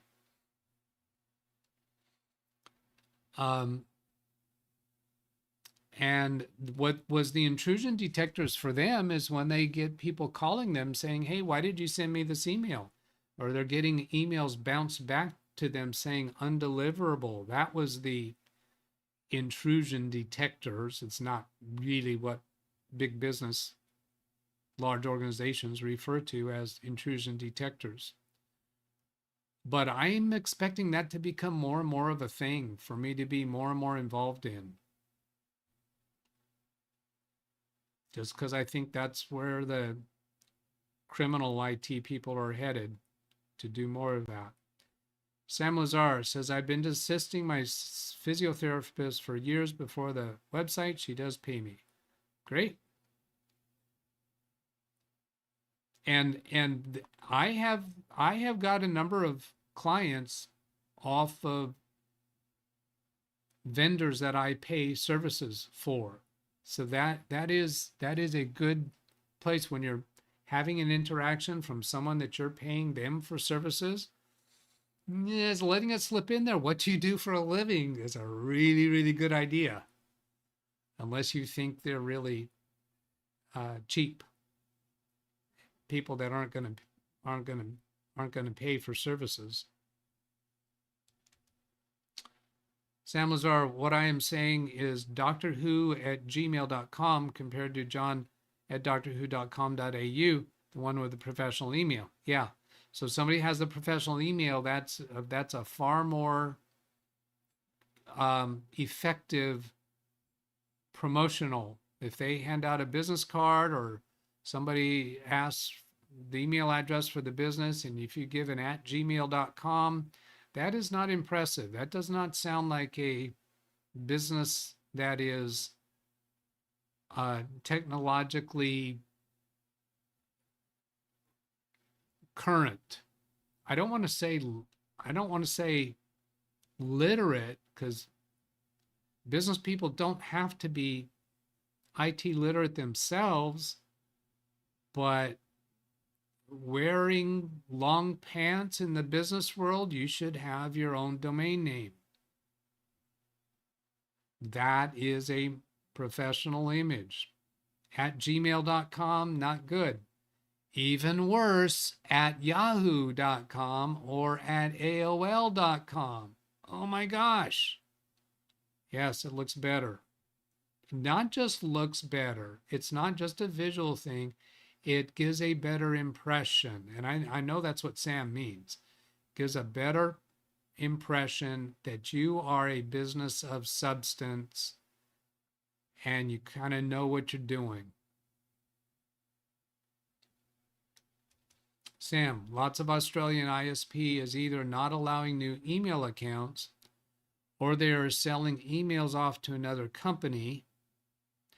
Legally, the ISPs in Australia cannot do it.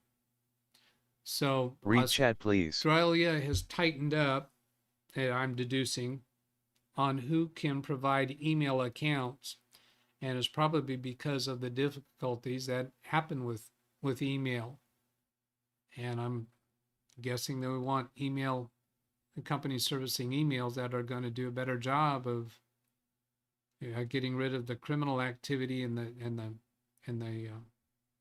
phishing and the trolls and the infiltration attempts. Read chat please.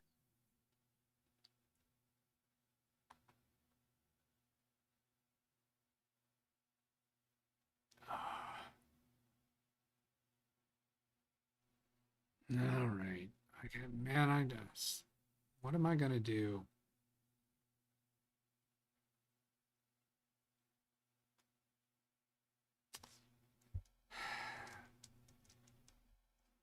See, I ask for read chat, please, on significant points, and I'm getting that, and I just don't have the infrastructure on hand to deal with it because of this stupid scrolling Read on the chat please. broadcast.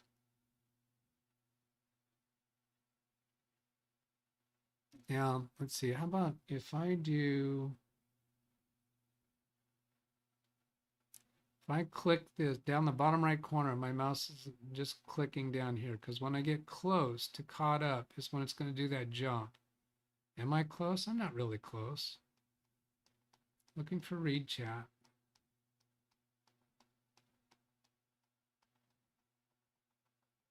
There. John Downey enrolled in a cybersecurity Microsoft program. This topic is being discussed. Yeah, and I'm not sure which topic you're referring to. It could be the part about the Australian email providers, or it could be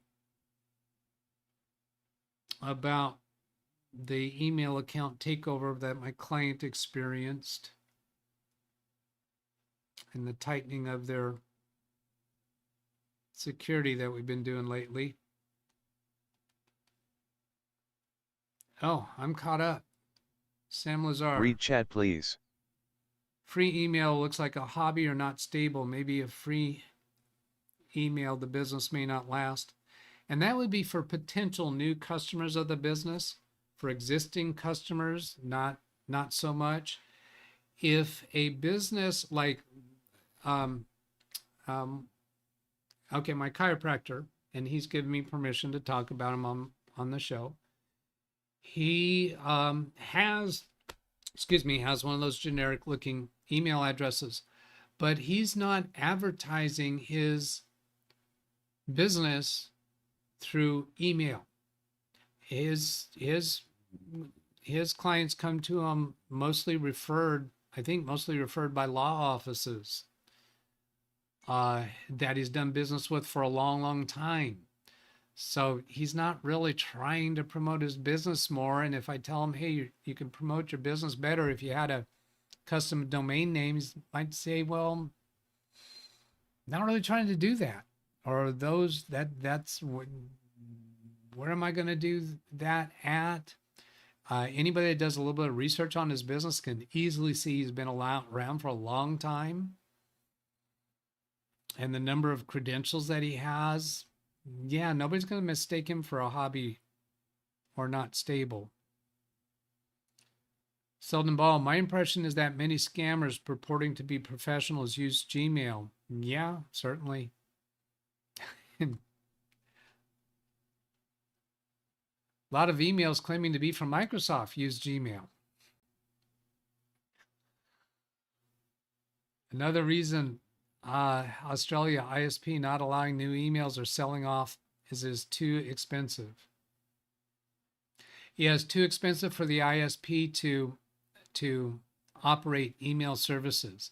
Yeah, there's been a number of email services that I have seen hand that off to somebody else. They don't want to do it anymore because it's too difficult, too much stuff to keep up with. John Downey says intruder detection. I'm not sure what you're saying about intruder detection. Oh, that's what you were referring to back earlier. See, I don't remember that I had asked what you were referring to back then. Whereas in my new system, you would be able to respond with it won't be an exclamation mark C, it'll be exclamation mark topic number, essentially.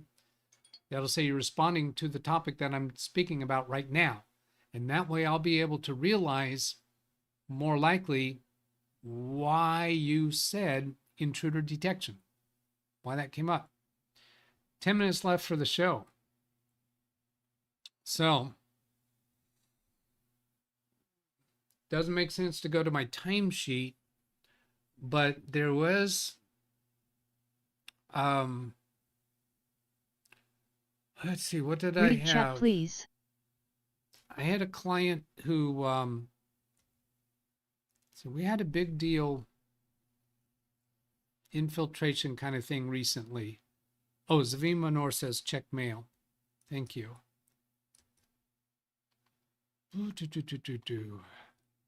And let's see what address he sent to. Oh, nope, he sent to Live Windows Training. Did anybody try sending to LWTDB.com? I don't see anything there. So let me know in chat if you did send to that. And what Zavi is saying, you can use the free Rust Desk remote application for Windows, Android, Mac, and Ubuntu. Why would I want to? I already gave my reason why I'm sticking with LogMe and Rescue. I don't want to jump around. Free Rust Desk remote. Every client that I take into LogMe and Rescue, it's free. I don't pay any more for the additional clients. So every new person that I provide support through LogMe and Rescue, which is a product I know Read really, chat, really please. well, it's free. There's no more cost. And then he says, if you have enough supported remote control users, you can build your own server with Rust Desk solutions for why would I want to do that? I'm not interested. The amount of money that I'm spending for LogMe and Rescue, some of you would freak out with how much money I'm spending, but compared to what I earn off of that, I know I'm not interested in making a change.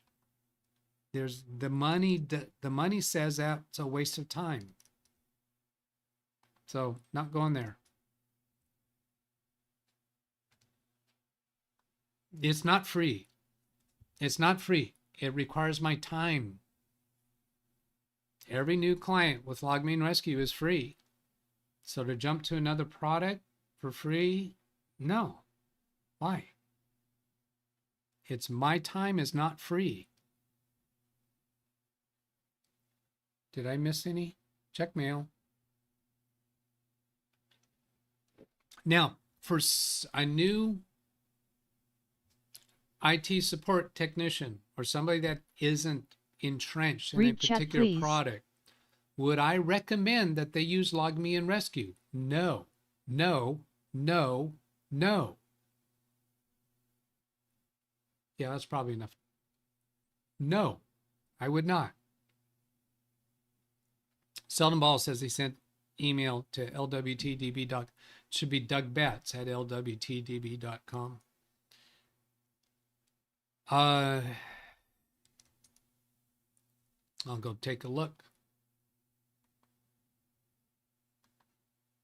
I haven't looked recently to see if my forwarding and alias configurations are set up, because I think LWTDB.com is an alias of LiveWindowsTraining.com.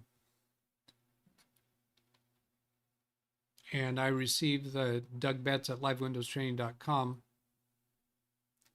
in my Gmail account that is primarily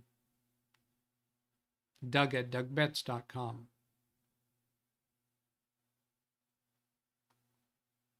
Read chat, please. Is Ken Misudek watching right now? I just got an email from Ken. Are you in chat? Or maybe you're watching, but you can't chat because you haven't been given permission. So we're going to go into a little bit of overtime here, it looks like. I'm going to open up the chat room. So if there's somebody watching right now that wants to chat and can't, you will be able to. Ken, I recognize the name Ken. interacted with you before, but Ken just sent an email saying, I have a 1-year-old Lenovo desktop. Let's see, can I show this? Oh, I can show it. Nope, I can't. It does reveal his email address. If I zoom it right,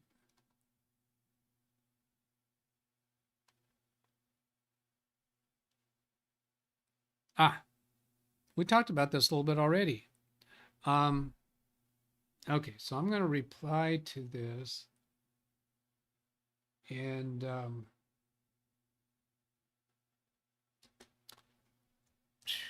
put that link there. Oops, did that wrong.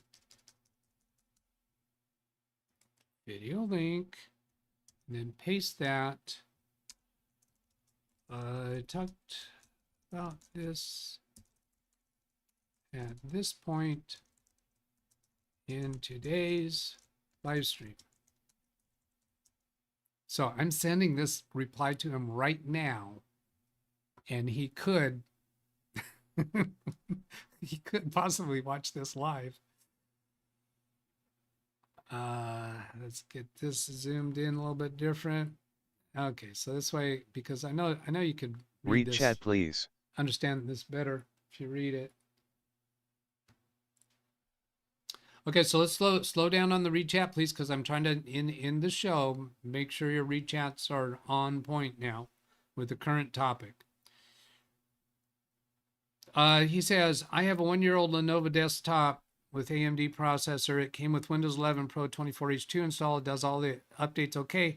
Problem, Windows never offers 25H2. PC Health Check says it's capable to run Windows 11. So what's a really cool way that we talked about earlier in today's show is use this feature update to Windows 11 25H2 by using an enablement package. And down here on this screen, let's see, it shows a prerequisite enablement by running. You must have the following prerequisite installed before applying this update. So if it doesn't work for you, then come back and install this, and then do the enablement package, which should be around here somewhere. Windows update. How to get this update will be downloaded and installed automatically from Windows Update. The feature update is named. Well, wait a minute. This isn't what I thought it was. Then, where's the enablement? I was expecting this to be something you could download. This is just saying Windows Update, isn't it? This update will be downloaded and installed automatically. But if the automatic update isn't working, then this isn't a solution. Can we get it from the update catalog? This update only available through other release channels, meaning the Windows Update. Now, who's giving this earlier? Is this not what, is this just a search result, or did you ever actually do this? Who gave us this? Before updating Windows 11 version 24H2 using an enablement package, you must be running Windows 11 24H2. You must have the following prerequisite installed before applying this update. But they're not giving us a place to download this update.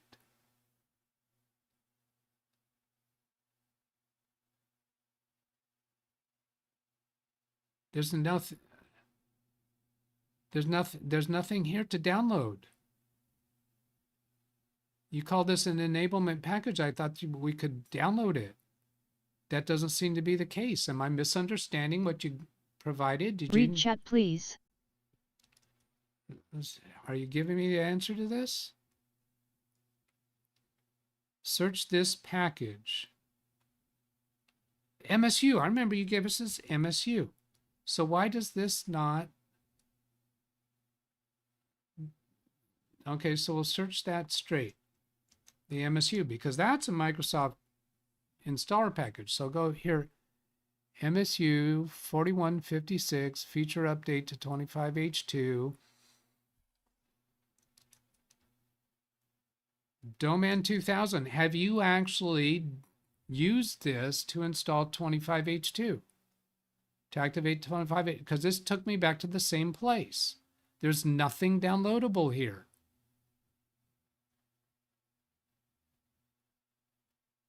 That's not an MSU. Where is it?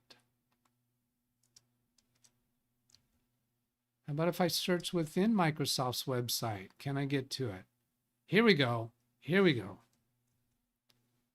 4156. Read chat, please. Feature update. Is this going to get me to something downloadable, though? Or is it going to take me back to the same place?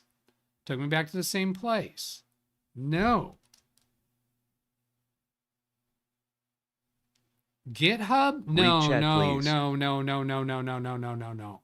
No, no, no, no. Don't give me a GitHub. No, I'm not going to be promoting that.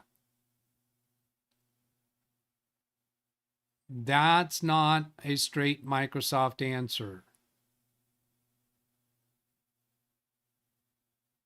Yeah, I'm not going to be just search better.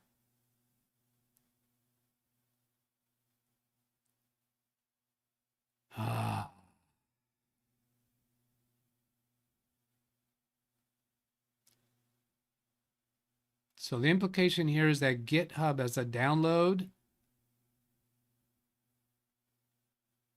holds a standalone update package. Who's El Luna? El Luna owns this repository?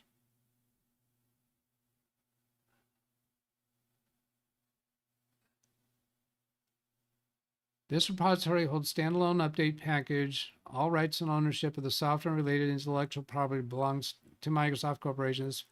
This repository is not affiliated with or endorsed by Microsoft. No, I can't. I don't know who El Luna is. Read chat, please. GitHub is not a safe place to just download things that you find. It is not available from Microsoft itself. You have to find it yourself. No, don't do that. If you can't get it from the Microsoft site itself, that means it's not Read supported chat, by please. Microsoft. Direct. Who is catalog.sf.dl.delivery? Are you kidding me? No, you cannot be doing that. No.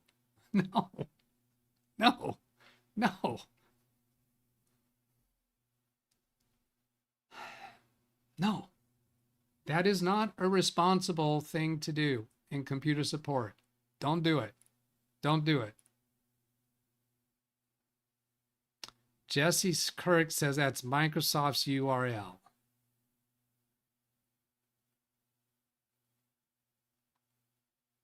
Let's see if it is. It is not. This repository is not affiliated with or endorsed. How do you not? Let's see. Did he actually, was that actually what his link took me to, or did it just do the download? Watch the upper right corner of the screen. Yeah, that just did a download. So how do I know that that is Microsoft's site? The expansion down at the bottom is YouTube's expansion.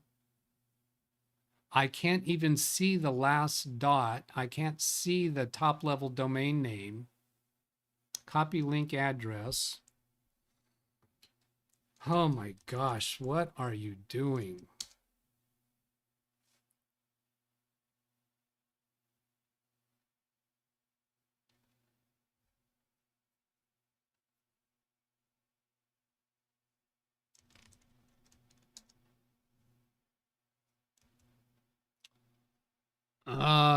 All right, when I copied the URL.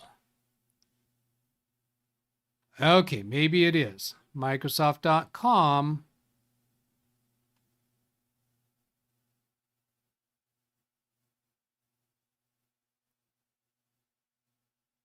Catalog.sf.dl.delivery.mp. Why do that? Just download the ISO and it runs setup.exe. Oh, good grief. I do not like that. No, I do not like that. All right, I got to get out of here.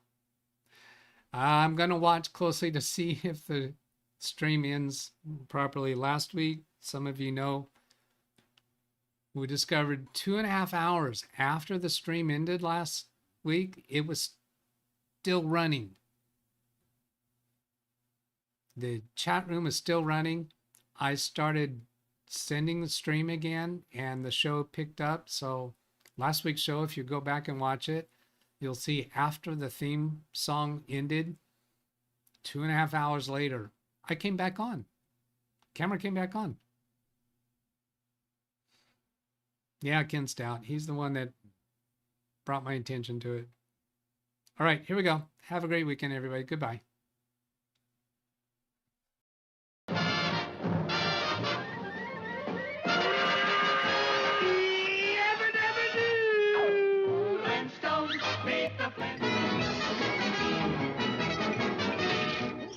That's all, folks. Tune in. Days a week for Windows support, the help you seek. Send an email, leave a comment, join the chat. Our tech-savvy crew is where it's at. Not just me, but a whole community, helping you solve tech mysteries. With friends who are here almost every day, we love to chat and help you find your way. So subscribe now, be part of the team. For Windows support and more than you dream. Join the fun, don't miss a single stream. At LiveWindowsTraining-DougBetts or simply where tech support supreme.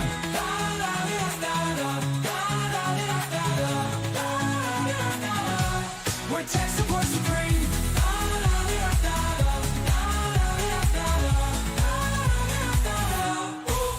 Tune in, days a week for Windows support, the help you seek. Send an email, leave a comment, join the chat. Our tech-savvy crew is where it's at. Not just me, but a whole community, helping you solve tech mysteries. With friends who are here almost every day, we love to chat and help you find your way. So subscribe now, be part of the team. For Windows support and more than you've dreamed.